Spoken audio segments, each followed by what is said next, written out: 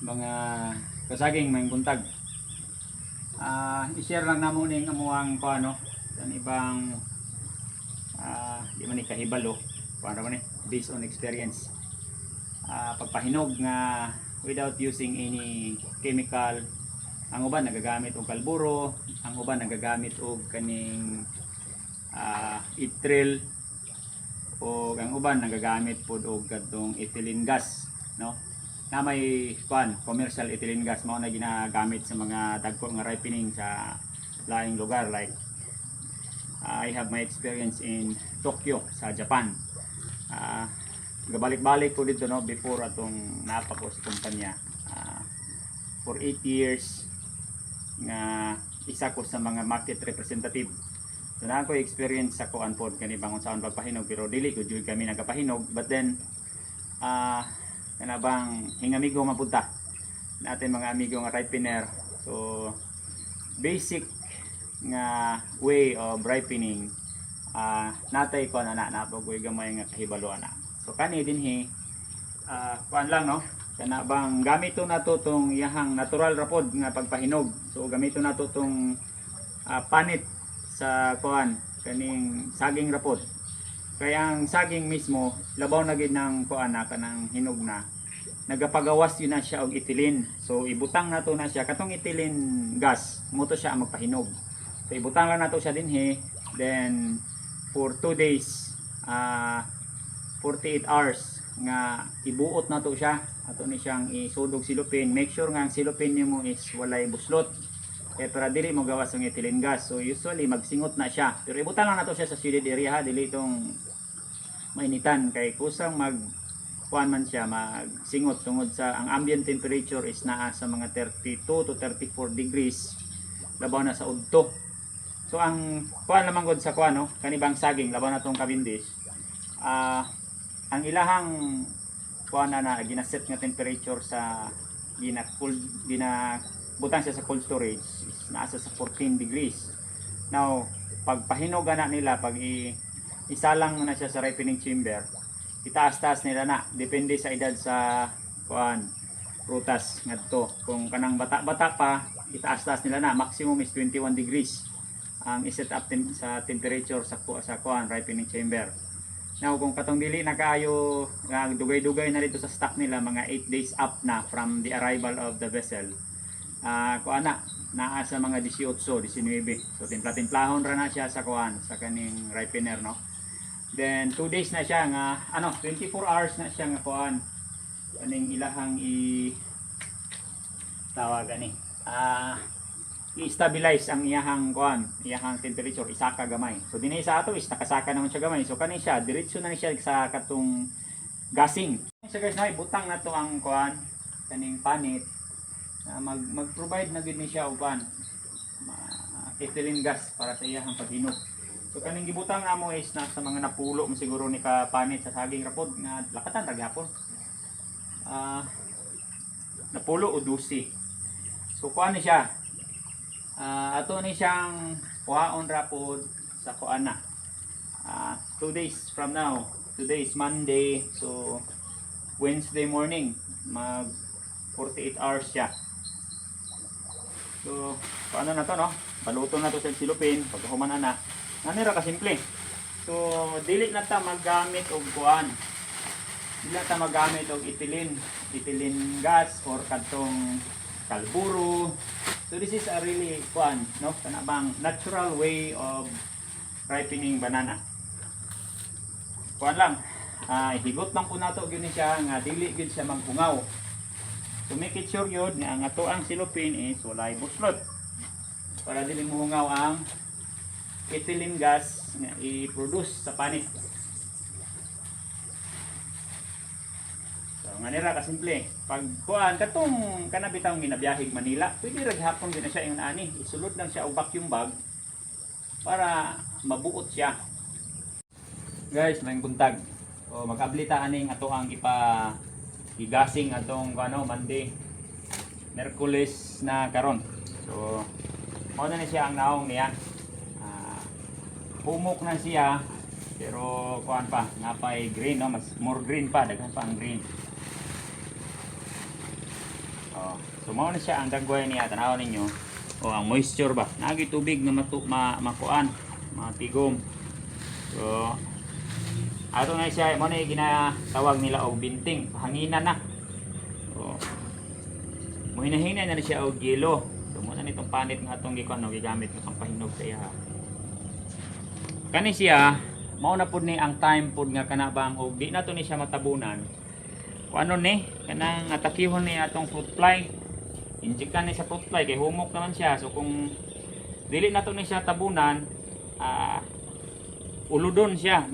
Kung katong hinog na, tong mag color number 5 na siya, green tip na. Pwede na siya kaunon ba. So ang muna to ani karon, butangan ra gihapon nato silupin. Kani treated man nga pulibag no. Uy, para lang kuan. Dili siya sudlan atong fruit fly. Kanina nang ni bangag-bangag, di lang po nato siya i-close kay para kuan. Ang importante nga di lang siya masudlag po. So hulat na po tag another kuan 2 to 3 days. Magdepende na niya sa iyahang color. Guys, may hapon. So mao na nito atong gipahinog no. Wara siya maabti og 5 days tungod sa dugay-dugay na mangguni nga na harvest. So mao ni siya ang naong yaron, ato na lang ni siyang idihan. To look at the appearance. Nindot pa siya kayo kay nganuman ang diri sa iyahang kuan kaning crown is green pagid siya. So ato lang ning kuan karon. Dihan kay para mas ma-appreciate na to ang iyahang beauty once nakadihan na.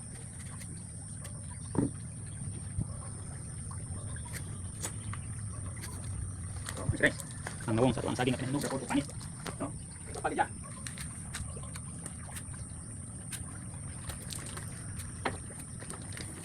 Magpahino siguro karon ba? Ilan mo ba yung Japan? I-vlog na to si Rima. Guys, yan mo. Mo ni among saging guys, mag-export mo tibaligyan mo to Japan. Bayar na mo to Japan.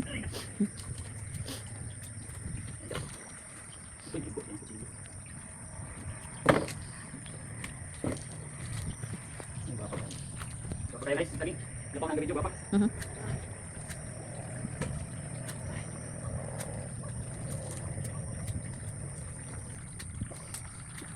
Dan kaya ang isa gamit og itrel.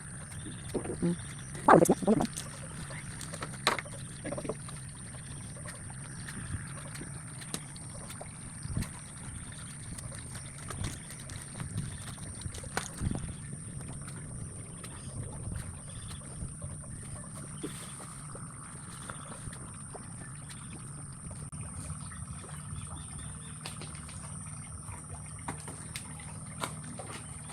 Yes.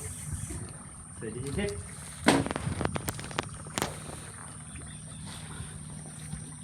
Dito na, mundur sa tanaw.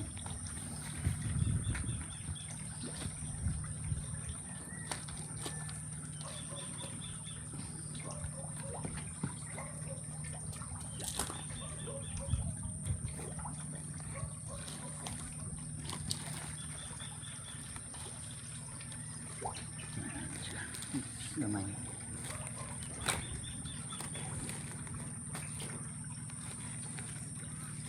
Okay. So muna ni siya guys. Oh. So unsa may kalahian sa katong kuan. Pinahinog sa kalburo bitaw og sa kaning itril. Ang kalburo ug itril wala may problema. Kung sakto ka sa pagkuan, sakto lang ang kadaghan sa imong gina-apply. Pero once nga daghan ang imuhang ma-apply, ang resulta na pag-ana bitan nimo, pag-alsa nimo kani siya mga bali na ni. Whereas kani og tanaw ninyo, green pag yun siya ang iyahang kuan. Ang kanibang liog. Kani oh. Kani nga porsyon. So nindot jud kayo siya og hinog no. So nindot gyud siya no nga kuan. Pagkahinog. So unta kani siya nga kuan nga video it will somehow help sa katong mga ripener nato sa Manila no, yung mga magtagalog ta. Yung mga ripener natin diyan sa Manila. So pwede niyo gamitin lang yung ano balat ng saging sa pagpapahinog. So andito na naka-enclose sa video na to kung paano namin ito siya pinahinog. So it's up to you kung i-adapt nyo, but I encourage kasi ano man ito, it's a natural way of ripening. Walang gamit na chemical, walang etril, walang yung kalburo, or yung iba gumagamit din ng dahon ng Madrid cacao. So ito is yung ginamit natin na pangpahinog is yung ethylene gas mismo ng saging, kasi yung balat ng hinog na saging is nagpo-produce yun ng ethylene gas. So in a large scale ripening, yung kagaya nung nasa Japan, yung barko-barko na dinideliver ng Pilipinas sa Japan, they are using forced air using ethylene gas. So I've been there for many times, no, sa Tokyo at sa Kobe. Hindi naman kami yung nagpapahinog, but then we have friends doon sa loob ng ng ripening room, kasi isang office lang yung pinagtatrabahuan namin doon. I am one of the representative of the company before, so I have the experience na anuhan ko yung mga nila doon, pinagagawa nila kung how they ripen thousands of boxes of bananas every day. So yun lang ang masishare namin with regards sa ripening ng saging na talagang all natural.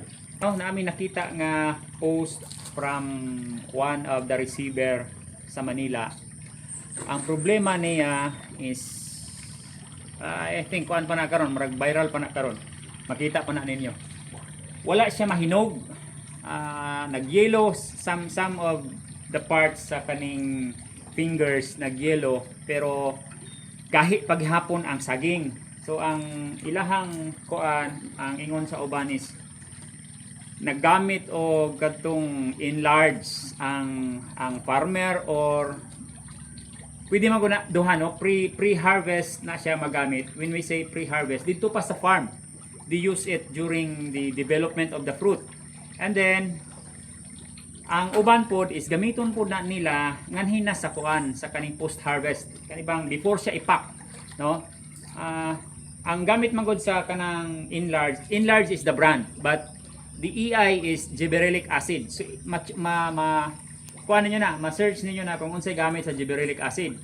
It will prolong the green life of the banana, and then it napotoy uban niyang explanation, basta mo to'y gamit. But the thing is, kung pila ka ppm ang gigamit nila during application, kay diha gyud magkatalo, no, diha ang kuan baka na bang masubra, wala man si problema unta, kay even ang company namo before, we use that kung wala pa tong ethylene absorber. Pero pag abot sa ethylene absorber, mas barato man ang ethylene absorber kumpara sa katong gibberellic acid, so we stop using gibberellic acid. Para ang kuan ana is tinuod yun na siya nga maprolong ang kaning green life sa saging. So dugay mahinog. Pero kung masubra na dili mahinog. So mao na akong problema karon, kay unsa man to pagbaligya sa saging kung dili siya mahinog, no? So nawala tong kuan bitaw, kana bang natural sa saging pag-abot og pila ka adlaw, mga 7 to 10 days, basta kay gawapo lang imong dahon, mahinog na gyud na siya, labaw na kung mabuot. So katong ilaha kay bisag unsa nila pagbuot, or even they use kalburo or itril para magpahinog, igora ning lighten gamay og yellow, na paghapoy na bilin nga green. Some of the parts of fingers nga gipakita ni receiver ngadto is green paghapon. So di wala gid daw nila mabaligya, reject, giuli tanan sa iyaha. So luoy pod. Now, ang ingon pod niya is katong nagpadala or gikuhaan nila nga grower, dili na pod nila palitan. Kay siyempre ang katong kung dito niya na-apply sa farm niya, that's the problem. Kay even ang katong mga harvestable niya sa karon is dili gid siya mahinog, no, or gahi gid kay sa hinggon. So much better nga kung maggamit ta sa mga ingon ana nga mga substance. Make it sure nga kabalo jud ka kung pila ang itimpla, pila ang ibutang, pila ang mixing. Kay once nga masubra na siya, naagid siya ay negative effect. So unta makuha, no, learn po na sa uban nga o pwede adi na lang ta mo gamit adto. Pero kung mo gamit man lang galing mo, make it sure nga it is on the right dosage. So kato lang among ma-share maayong hapon pag-usab sa tanan.